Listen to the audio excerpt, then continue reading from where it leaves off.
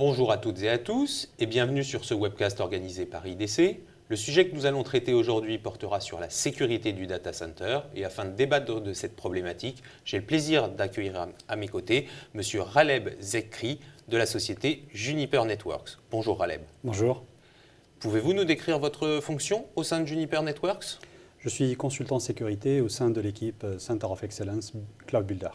Avec l'avènement de la troisième plateforme, qui est un concept cher à IDC et qui s'accompagne d'une explosion des terminaux mobiles, de la montée en puissance du cloud computing et d'un accroissement de l'utilisation des réseaux sociaux, qui génère de nouveaux risques vis-à-vis des entreprises, vis-à-vis desquels les entreprises doivent se protéger.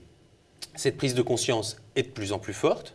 En effet, les résultats de l'étude récemment menée par IDC pour le compte de Juniper en avril 2014 montrent, et qui portait sur une population de grands comptes, à savoir des entreprises de plus de 1000 salariés, montrent que la sécurité est la principale priorité d'investissement au sein des budgets dédiés au data center, et cela devant le stockage, la virtualisation ou encore la rationalisation.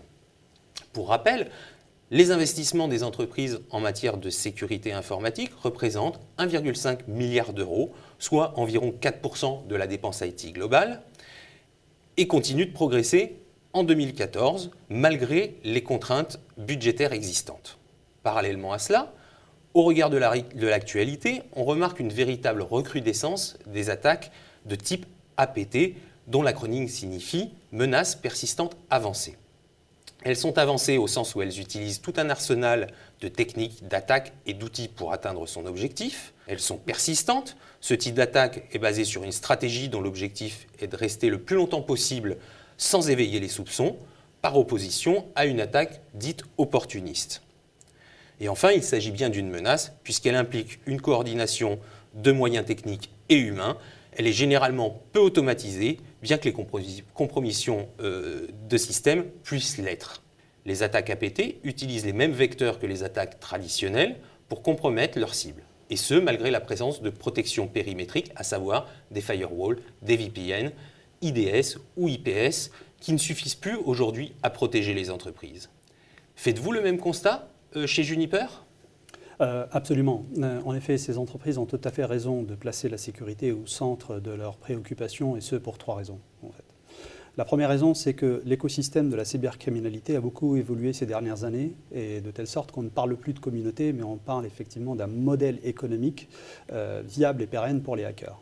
Le dernier rapport RAND publié au mois de mars met en évidence une croissance importante de ce marché, ce qu'on appelle dark market, favorisé par l'éclosion d'outils et de techniques d'attaque complexes, donc les APT, notamment les attaques de déni de service massives contre les applications, et aussi par l'appât du gain obtenu par les informations exfiltrées, telles que les bases de clientèle, les numéros de carte de crédit, même aussi les propriétés intellectuelles. La deuxième raison, c'est essentiellement les systèmes d'information des entreprises s'ouvrent de plus en plus vers le cloud. Et ce, pour maximiser la productivité, favoriser l'agilité business et surtout aussi pour réduire le coût d'exploitation. La notion de Bring Your Own Device, ou effectivement le BYOD, apporte une nouvelle dimension à cette problématique et met la mobilité au centre des débats au niveau des entreprises. Donc, on constate d'une part une mutation des applications métiers pour supporter ces nouveaux équipements, mais aussi d'autre part un changement dans la définition du réseau LAN de l'entreprise en tant que zone de sécurité. La troisième raison, c'est l'impact financier qu'engendrent ces attaques va de la survie de l'entreprise et de son business. Quelques cas et exemples récents le prouvent. Notamment l'attaque perpétuée contre le réseau PlayStation contre Sony, l'attaque aussi perpétuée contre la société RSA, ou celle perpétuée contre la société Target, ou récemment l'attaque contre la monnaie virtuelle Bitcoin, qui a impliqué cette dernière, donc la déstabilisation d'un certain nombre de sociétés telles que MTGOX, Bitstamp ou aussi BTCE, qui sont des sociétés qui gèrent les transactions de cette monnaie virtuelle. Donc, autant de variables qui s'ajoutent à l'équation de sécurité, l'équation complexe de sécurité que les responsables réseau et les DSI se doivent de résoudre au quotidien. Alors Raleb, Comment aidez-vous vos clients dans ce contexte ? Face à ces nouveaux challenges, nous avons choisi chez Juniper de rompre avec un modèle de sécurité classique, entre guillemets qualifié de statique, que nous appelons la défense passive. Ce modèle de défense se base sur des solutions réactives qui attendent à ce que l'attaque soit connue pour pouvoir l'identifier et la bloquer. Nous avons opté pour un mode de défense active grâce à des technologies innovantes basées sur l'analyse comportementale. Nous apportons une solution intelligente et dynamique. Cette solution permet de détecter les attaques avant, donc les attaques connues et inconnues, avant même qu'il y ait une mise à jour de base de signature, donc sans se baser sur une base de signature au niveau de la solution, mais aussi de pouvoir identifier les attaquants basés sur le mécanisme de fingerprint ou profil, non pas sur leur adresse IP. Ce qui permet effectivement de bloquer les attaques avant même qu'elles n'arrivent au niveau du système d'information de l'entreprise. Donc si je comprends bien, en fait, Juniper a l'intention de passer à une autre étape en matière de sécurité. L'objectif est de rendre nos firewalls et CRX intelligents et dynamiques, de telle façon à ce qu'ils peuvent adapter automatiquement leur niveau de protection en fonction des contextes réseau et des niveaux de risque identifiés, et ce, sans modifier les règles de sécurité configurées.